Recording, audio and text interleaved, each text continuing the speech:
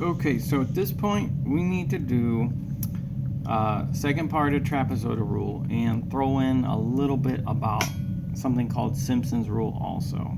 Okay, so everything I said in my part 1 video about the trapezoidal rule is still true and applicable to what I'm doing now. But I want to do what I see as a realistic application problem. I'll simplify for the purpose of the video a little bit, but I wanted you to see a more proper context for the trapezoidal rule.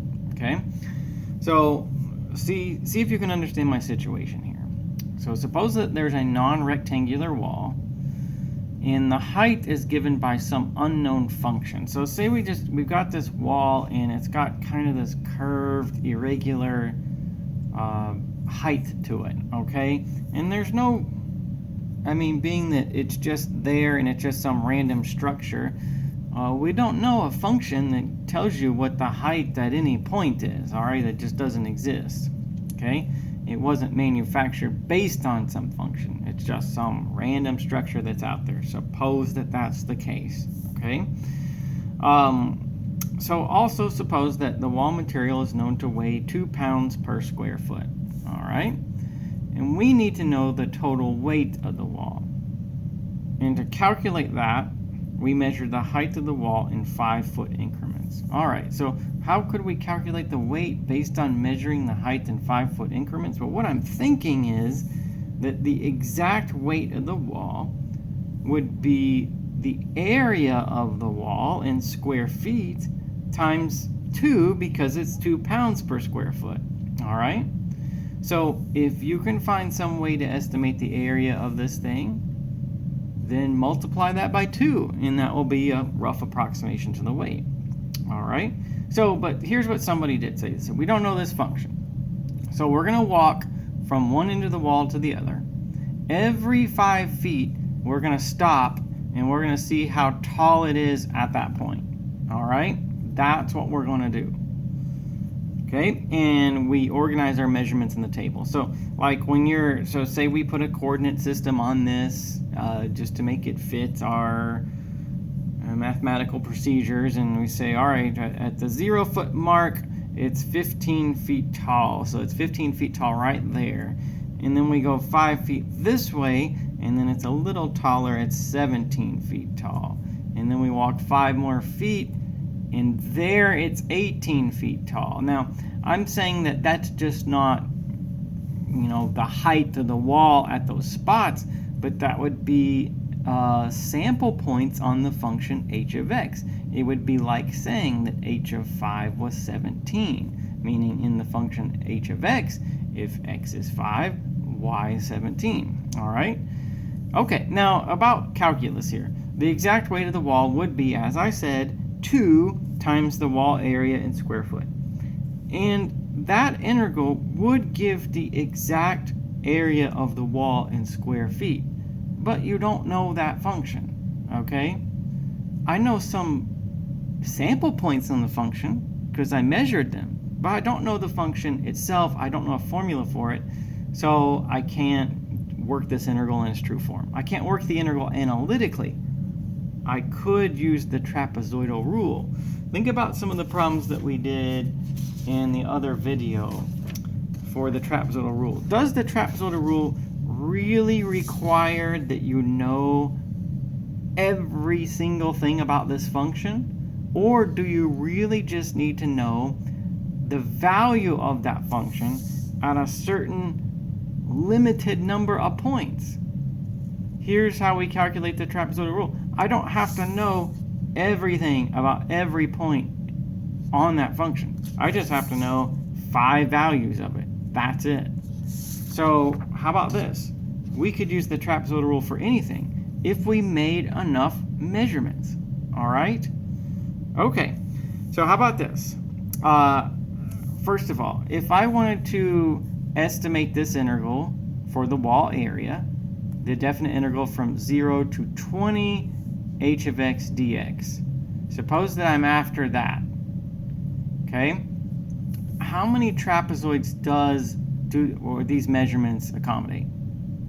What kind of partition is this? This right here that would be what is the partition in the problems I did in part 1. How many elements are there? 1, 2, 3, 4, 5 elements.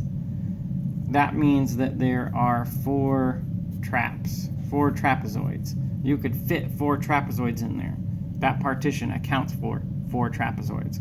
So I'm going to, with these measurements, estimate this integral by T4, which is the trapezoidal rule with 4 trapezoids. Okay? Now, all right, at this point, we would either have to remember that formula or we'd have to look it up, but here it is from my other video. It's b minus a over 2n. B is the upper limit of integration, a is the lower limit. Remember, this is serving as an approximation to that integral. So in my case, I do 20 minus 0 over 2 times 4. Okay? Then what? Well, okay, I put my function values, or my partition elements, into the function that my integral involved. Okay? In this case, that's h of x. All right?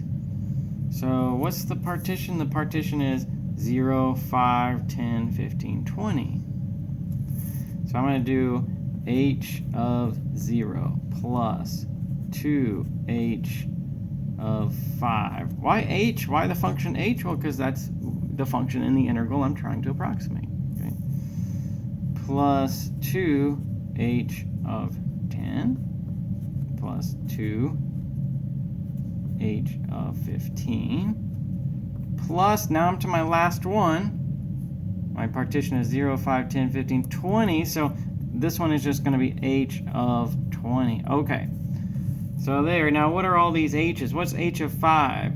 H of 5 is 17. What's h of 10? H of 10 is 18. These measurements that somebody made with a tape measure are the function values. Okay? So that's what is interesting about the trapezoidal rules. I don't even know what this function is, but all a function really is x's and y's. And even if I don't know that function in its full form, the measurements are good enough. All right? Okay. So anyway, so I got all that, and I thought that I would, maybe I'll make a few notes here. So I didn't want to have to write this all over again, but we'll just say like h of 5 is, for example, 17. That's what the measurements in the table tell us. So that's going to be a 17, and that's going to be an 18, and that's going to be a 20. And then you're going to multiply by 2 and so on. So what you'll get is that T4 is about, or actually, let's see. Actually, so if I do that's 28, that'll be perfect. That'll be 365. It's exactly 365. No rounding. Okay? What are the units for that? What are the units for this integral? Oh, it's the wall area in square feet. Okay. Now, T4 is an estimation of the wall area. Just by nature of the trapezoidal rule, it's not going to be perfect. Okay, it's probably not going to be perfect. If this is really straight, it will be perfect, but there's a little bit of up and down curvature to it. But so that's a rough approximation to the wall area. And what was my question? I wanted to know the total weight of the wall. So, okay, so now I think I can do that. The total weight of the wall based on me knowing a rough approximation to its area is 2 times 365. 2 pounds per square foot times grand total area of 365 square feet. Okay, so can we at least agree about the units once we get there? Okay, so it'll weigh about 730 pounds. I say about because my density per square foot, that's exact and constant, let's say, but it's this area number here that's an approximation, and therefore the weight lends itself to be an approximation also. Okay, so I like that problem because it shows you that, we don't, unlike, the impression you get from doing problems in a math book that you know the function, it turns out even if you don't know it, go to the laboratory or get a tape measure out or get whatever measuring device you need to make the measurements, and then you can get approximation probably as accurate as is desired based on that. Okay. So let's talk now about something called Simpson's rule, and I'm going to give you the short story on that because I really think if you can do the math on the trapezoidal rule, then I really believe you can do Simpson's rule. Okay, and this is a numerical method also, where the trapezoidal rule is called a numerical method. All right, the Simpson's rule is another kind of numerical method.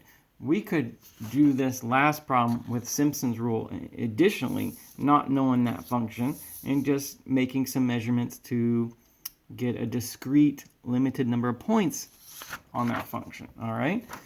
So if you want more details, it's a weighted average of the trapezoidal rule, which we already talked about, and this other thing called a midpoint rule. It serves to improve on both of them, so we can generally expect more accuracy on Simpson's rule versus the trapezoidal rule. Okay, there are lots of rules, lots of numerical methods, okay, but here you're going to get a feel for them.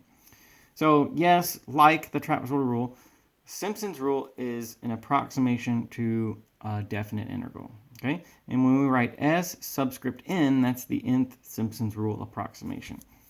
When we use Simpson's rule, n will be an even number though, okay? Now, there's the nth Simpson's rule approximation formula. It looks, just at a glance, a lot like the trapezoidal rule. You're going to get a partition exactly the same way you would for the trapezoidal rule. You do upper limit of integration minus lower over n. Okay? And then you count from A, the lower limit of integration, up to B, the upper limit, by this number. Okay? Same as trapezoidal rule, but the Simpson's rule is B minus A over 3n, and then you put the partition elements into what function? The function given in your integral. The only thing that's tricky is possibly the pattern of the coefficients.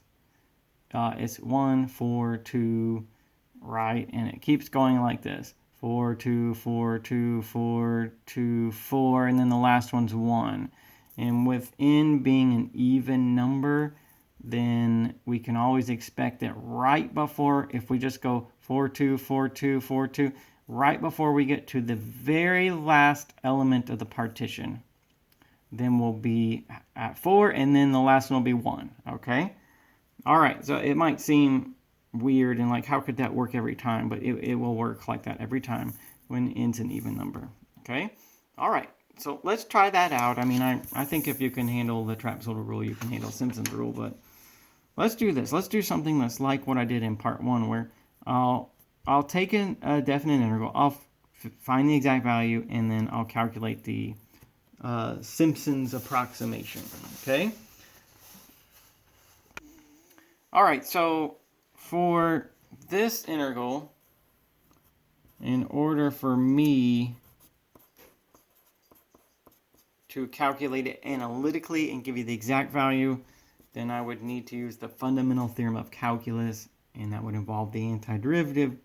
We know that. It's 2/3 x to the 3 over 2 power for this one. It's a real simple form of integration, all right? And I want 0 to 4. Okay, so I put 4 in, square root of 4 is 2, 16/3. I'll get 16/3 for that. Okay, which is 5 1/3. So I'm gonna just say, with some rounding, I'm gonna give you this number, 5.3. Okay, well, the exact value, that's 16/3. So 5.3, I did some rounding. So you got the exact value. I rounded it because I anticipate I want to compare with the approximation to see how good it is. Because remember, the approximation of Simpson's rule, trapezoidal rule, is just an approximation. I'm always curious to see how close it is when I show this to you. Okay, so let's see. S4, so what is B minus A over N? Okay, so B minus A, that's 4 minus 0 over 4, so that's 1. So this is, we count by 1 to make the partition. And that is exactly like it would have been for the trapezoidal rule, okay? So the partition then, all right, well, that's going to be, how do you count from 0 to 4 by 1? Well, it doesn't get any easier than that. 0, 1, 2, 3, 4. That's how you do it, okay? All right, now I've got to tackle this thing, okay? Since I have my partition, this is all that's left. All right, so let's do this. Let's say I'm going to do S4, okay? That will be the upper limit of integration minus the lower over 3n. So I'm going to get 4 minus 0 over 3 times 1. What was n? N is 4, okay? N is 4. When we say something like that, n is 4. When I use the trapezoidal rule, I would have said, well, that's 4 trapezoids. And Simpsons rule doesn't really use trapezoids, so I'm not talking about it like that. But that's, you know, the n has the same meaning otherwise. Okay, all right. And before I would have said, well, that's the trapezoidal width. Well, in Simpsons rule, there's not trapezoids, but I'm using this the same way, okay? So I got that, and then I need to put my partition elements into my function that was in the integral. I'm not going to have a coefficient for the first one. So let's see, we put 0 in. What was the function? Root x? Okay, so that's going to be root 0. For the others, my pattern of coefficients is 4, 2, 4, 2, 4, 2. Now, right before I get to the last one, I should land on 4, and then the last one will have a coefficient of 1. Let's see if that happens. So it's going to be 4 root 1 plus 2 root 2 plus 4 root 3. Okay, and now I'm to the last one next. Did I land on 4? Yes, and I told you that would happen. The last one has a coefficient of 1.